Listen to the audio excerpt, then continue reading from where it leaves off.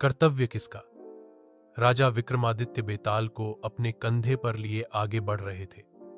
तभी बेताल बोला, राजन, मैं तुम्हें एक और कथा सुनाता हूं। ध्यान से सुनना, क्योंकि अंत में प्रश्न अवश्य पूछूंगा। कथा। एक जंगल में एक शिकारी रहता था।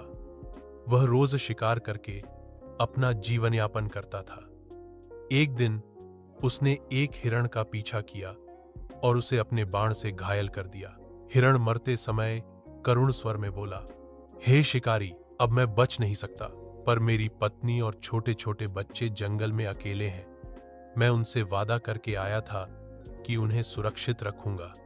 अब मेरा यह कर्तव्य तुम पर है, कृपा करके उनकी रक्षा करना।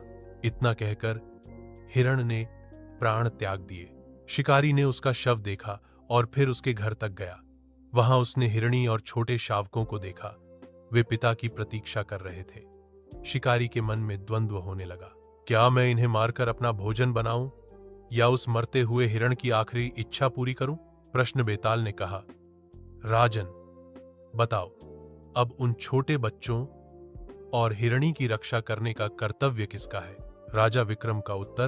राजा विक्रमादित्य ने उत्तर दिया, हे बेताल, जब किसी ने जीवन छीना तब उसी पर यह दायित्व भी है कि वह उस जीवन से जुड़ी जिम्मेदारियां निभाए।